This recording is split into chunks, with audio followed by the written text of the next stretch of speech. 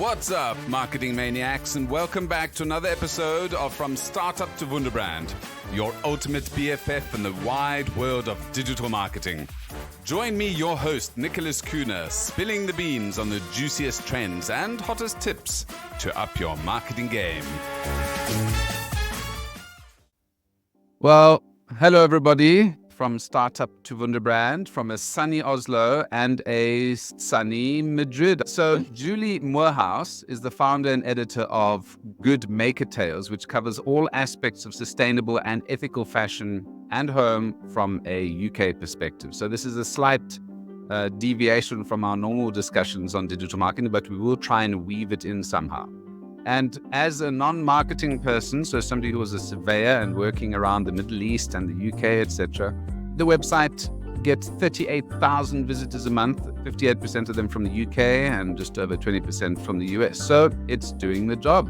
So we're going to talk to Julie a little bit about how she got this website up and running, what got her into the sustainable fashion mindset, and what tips and tricks she's got for us. Julie, great to have you on the call today. Really nice to be here. Thanks for having me on. So, talk to me about this website, or let's talk a bit about you and your marketing journey, because I think a lot of entrepreneurs and people who've started websites and blogs, etc., aren't marketers, but they learn the ropes as they go along. Maybe talk to me about a bit of background behind Good Maker Tales, and then we can go into the website and all some of the challenges of starting your own brand. Right. Yeah. Well, so basically I was a surveyor for the best part of 20 years. Having worked in various different places, and I loved it. But then I got made redundant in the middle of COVID, and I was 6 months pregnant, and I just thought, I'm living in Spain where working hours are quite long and maternity leave is quite short, and I just thought, I just don't want to go back to that world, and what else can I do? So of course, while I'm sat there for many hours breastfeeding, I was just like Googling on my phone, how can I make money from home without having to go to work? And I stumbled across a podcast called Niche Pursuits, or Niche Pursuits with Spencer Hawes, and started listening and reading his blog about how you set up a niche website. Sounds quite easy. I'm sure I can do that. Wasn't, but I decided to set up a website. I kind of had that fairly fixed in my mind quite quickly. And then I knew that I wanted to do something about sustainability because I've always been a massive fan of sustainability. And when I was working in property or real estate, I was a big fan of green buildings and everything to do with sustainability in terms of how a building was run and built. But I didn't really think about my wardrobe. I didn't give it a second thought. I was literally going out shopping at lunchtime, buying a new dress, new whatever, and wondering why I couldn't find anything to wear. My wardrobe was overflowing. And then I started learning more and more about sustainable fashion. And I just thought that was what I was going to write about whilst learning about it at the same time. And it's just opened my eyes so much. And I think most people that get into sustainable fashion say similar thing that they had previously not really realized. And I learn stuff every week that shocks me. Like this week, the latest news is that Shein children's clothes can be up to 400 times more toxic than they're supposed to be legally. Probably made by children as well. Yeah, probably. And people don't really realize that child labor is a massive problem in the fashion industry. So originally, to set my website up, I just thought, I don't want to spend loads of time learning how to do a website. So I outsourced it to a company in the US to set my website up for me. I didn't like it at all. And then basically went on to Upwork, got a guy in India to redo the whole website for me, which was a mistake because I've now got a theme that isn't compatible with anything. I have a lot of technical problems on my website. I need to change the theme. If I'd kind of known what I know now, I would have done it completely differently. But obviously, it's a learning process. Well, let's go through some of those learnings, because I think a lot of people go through this and make exactly the same mistake. So tell us, what would you have done if you could start again? I would have focused on my theme for starters. And actually, funnily enough, the company in the States that set up the website for me did use a theme, Astra, which I want to change back to. But I just didn't like the design at all. I didn't like anything about what they'd written. All of their articles about sustainable fashion were written about people who clearly didn't know what they were talking about. So I pretty much didn't use them or rewrote them. So all the money I spent on the company, I mean, it was a starting point, which I needed. I would use the fastest theme you can. And I would use a theme that's compatible with everything. But when I went to the guy on Upwork, he said to me, just choose a theme you like the look of. So I found this theme. It looked amazing. I was just like, oh, that looks so nice. I want more websites to look like that. So he's like, great, we'll just use that theme. And he just basically copied the exact style from the theme. And it's a nightmare. It isn't updated. It's not particularly fast. It's not compatible with loads of things. My website crashes a lot. It has problems. Suddenly the menu doesn't display properly. You're like, oh. And so I've spent hours and a lot of money trying to get it to, working on that and correcting it. So I think number one will be the theme. I just think you don't need a company to do it for you. I think you can probably do it yourself. But if you do get someone to do it for you, make sure that you know what you want, perhaps write out and draw how you want your website to look, rather than letting them do it for you. I think I've always given people more credit to know what's inside my head than they have. I just think, oh, they're a professional company, it'll come back looking great. So be really clear about what you want. Use a fast theme, don't use so many plugins. I then had a technical company working for me, which I wouldn't recommend, because the problem is they just spent most of the time fixing all the theme problems. Lots of money and time, And I remember speaking to another blogger in the States, and she said to me, you shouldn't need a company to do all this for you. You should be able to do it yourself. And it's like, yeah, but I don't have all you. So that's just been so much time that I should have been writing articles, publishing stuff, building backlinks, which I just spent on technical stuff.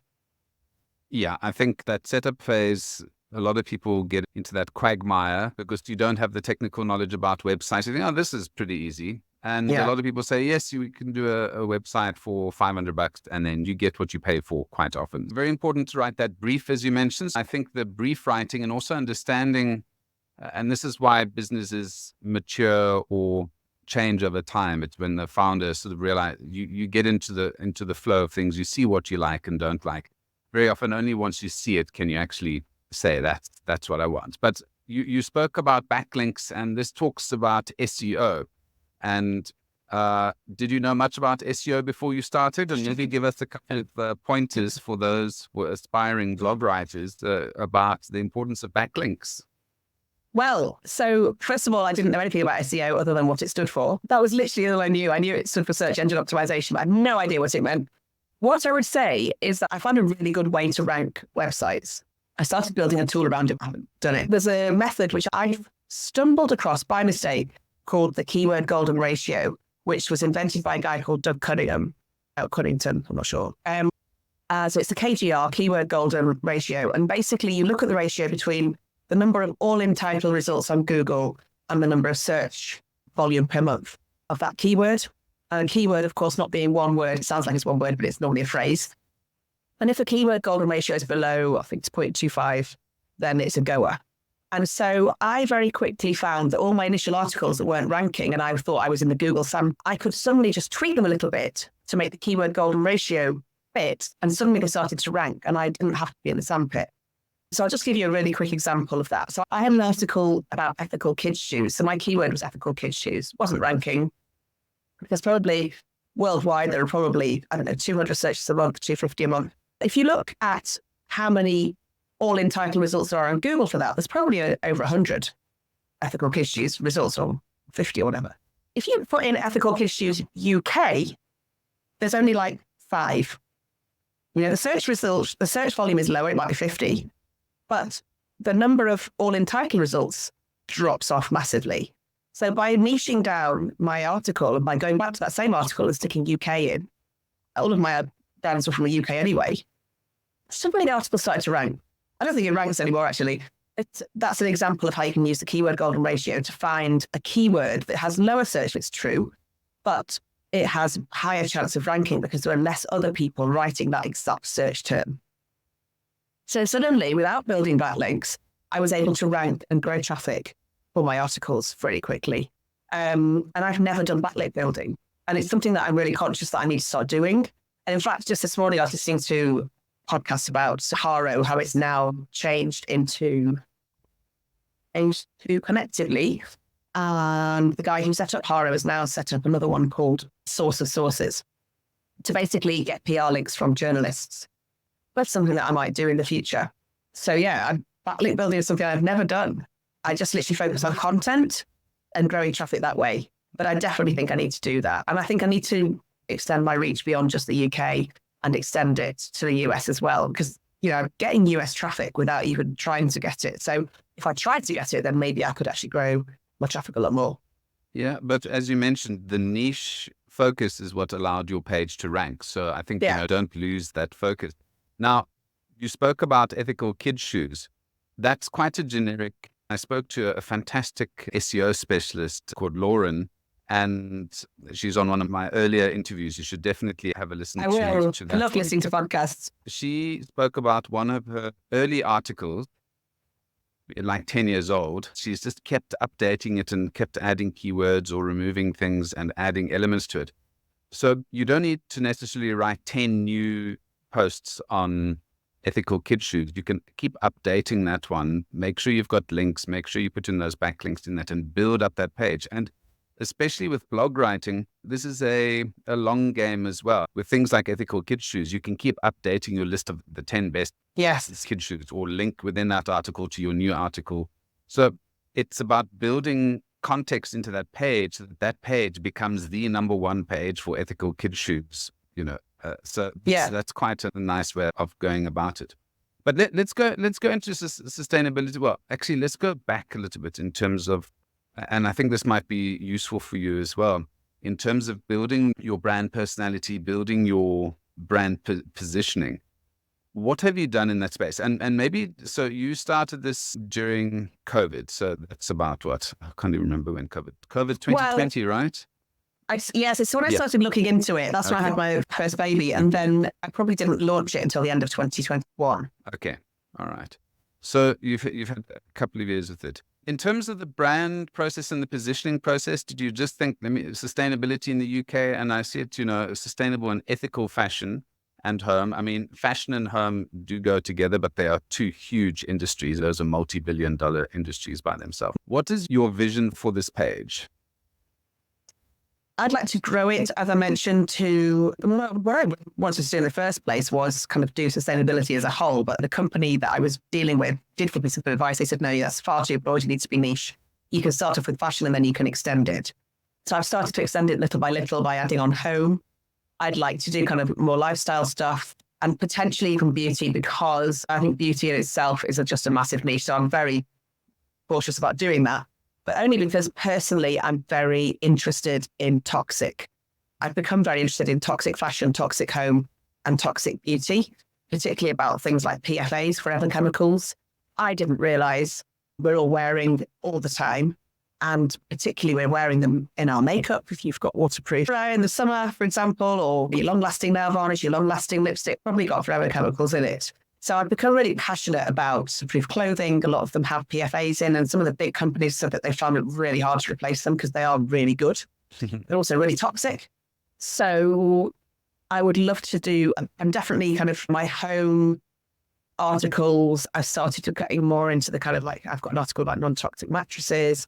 I'm very interested in the non-toxic side of things. If I was going to grow it, that would be the direction of health, I guess. Okay. Are you going to be the face of the brand, or are you hoping that just your maker tails is going to be strong enough to pull this brand forward? What is your strategy for that? Because obviously you're going out doing podcasts now, which is a smart move, but it means you've got to put yourself out there. How does that make you feel? I didn't like it at all at first. That's why I'm not really very big on Instagram. I did do like one kind of brand review where I had to take photographs of myself wearing clothes. Oh God, I just hated it. You know, I'm not a kind of influencer where I'm kind of prancing around in clothes and saying, look at me. It makes me feel uncomfortable. But I think to do it, I've certainly started, as I mentioned to you just before, I have recently done a course on LinkedIn and becoming a lot more active on LinkedIn. And that I feel more comfortable on LinkedIn because I used LinkedIn a lot before in my job. So I already had a lot of contacts on LinkedIn, and I feel somehow more comfortable on there because it's not kind of look at me wearing this dress. It's more like kind of, this is what I think about this. Well, that's what I'm saying. But I suppose it depends whether you want to make an impact, because the folks on LinkedIn aren't necessarily terribly interested. They're interested in business sustainability and investment and jobs. So if you're going to if you're going to influence change, it's not going to be on LinkedIn necessarily. No, and I should have mentioned actually the reason that I have become more active on LinkedIn is that I'm also doing a little bit of sustainable consulting for startup brands, because I realized that small brands were contacting me wanting to be on the website. I was having calls with them and realizing, gosh, I actually know quite a lot of stuff that I can tell them. I'm now doing this kind of small consultancy for startup or very small sustainable brands, helping them with the digital marketing and PR and affiliates, how to kind of get that all set up and started off. So that's really why I'm becoming a lot more active on LinkedIn. But yeah, in terms of growing the actual website and getting people interested in the content on Good Maker Tales, that would definitely be more like Instagram, Pinterest. I'm sorry, but I'm just not. If I could double myself, I've got a limited amount of time. I've got two very small children. They do go to school and nursery, but that time is the only time that I have. Once they come home, game over completely. I have very, very limited amount of time and a lot to do. So the other social network, which I've recently started getting more into, is Flipboard. I joined a group called The Insiders, set up by the Wealth of Geeks guys. And they're really into using Flipboard as an alternative traffic source to Google, because Google has recently kind of really not been very nice to bloggers with the helpful content update. So a lot of bloggers have lost a lot of traffic. Yeah. I've been really lucky that mine stayed pretty constant, hasn't grown, but it stayed constant.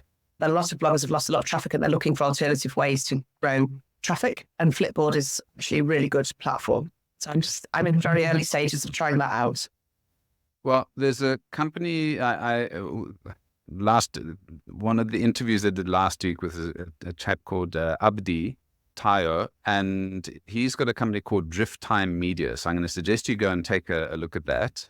That was a really good interview, and that's a business focusing on sustainability as well.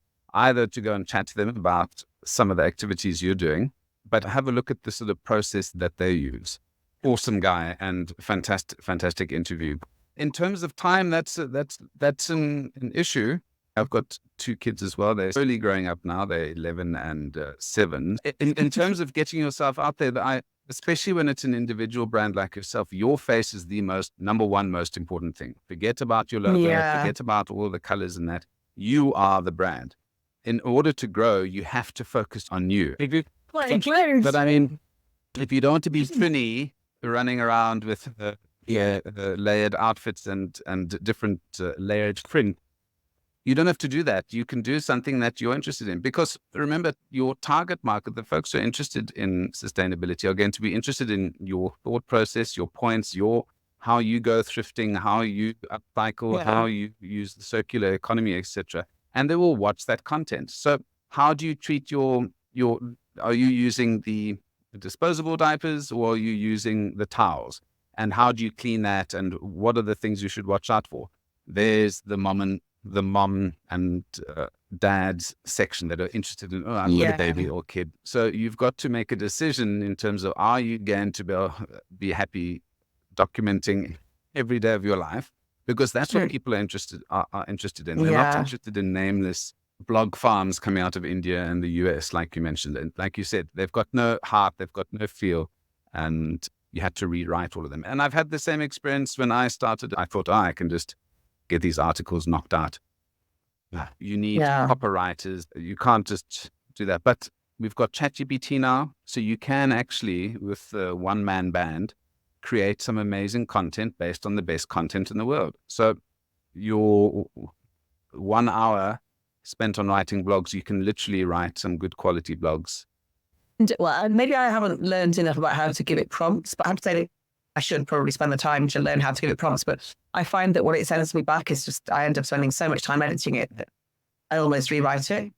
You're going to have to put your personal touch on it anyway. However, if one looks at ChatGPT 4, you can create your own GPT, which means that your style you can do it in your style, your tone of voice. And if you prompt enough of it on it and put up enough of your articles, it will learn your style and it will give it in the same way. So I prompted in, do this in the style of David Attenborough, do this in the style of Hunter S. Thompson, and it will do it in that style. You need to make adjustments, but it's getting better.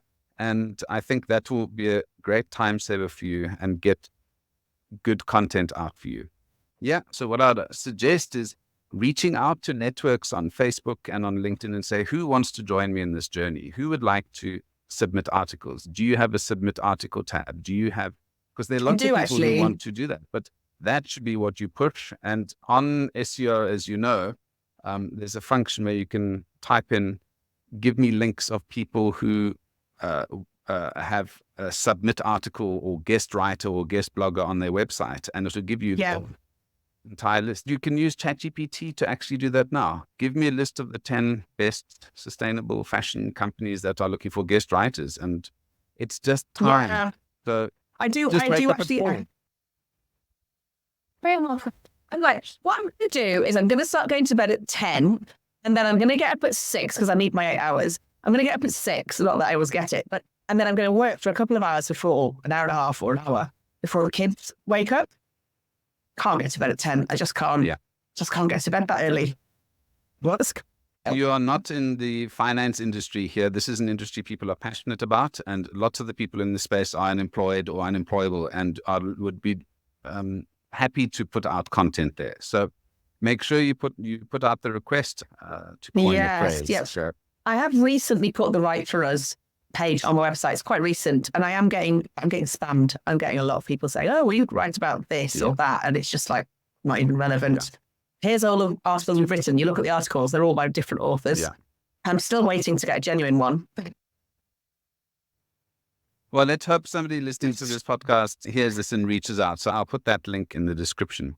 So I like the consulting idea, because it's funny how one business idea will sort of, goodness, I'm going to cut this out, but one business idea leads to another, or, better ideas. And perhaps your sustainability consulting is a good way to actually make money, because making money on blogs is a tough gig, unless you've got your sustainable t-shirts and mugs and scrubs and things like that, your merch. Yeah, no.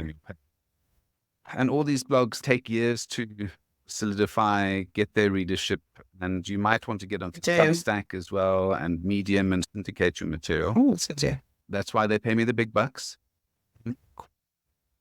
So yeah, a lot to do, and it's early days, but I think the consulting side is quite good. And talk about your process, talk about how you can help companies to start building brand Julie. And, Moorhouse, I mean, the Moors, that's nice and there's lots of sustainability concepts around there. So you can do something around that. And the sustainability consulting, I mean, my business does sustainability communications across Africa. So we work with banks and companies like that to build out their sustainability strategies and communications. And it's a feel-good industry, so I like it.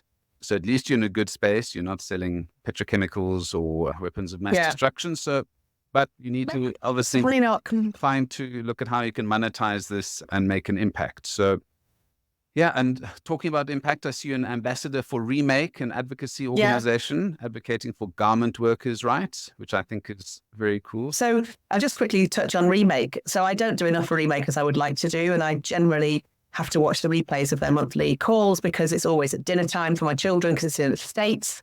So a lot of the groups that I'm in are in the States, and it always falls really badly for me time-wise. It would be great to join some groups in Europe. I have just recently done a talk to the RICS, funnily enough, in the Middle East where I used to work, about sustainability and sustainable fashion. I've been asked to do a talk next week for a university in India, lecturing lecturers about sustainable design. And I've said it question only because I don't have a design background.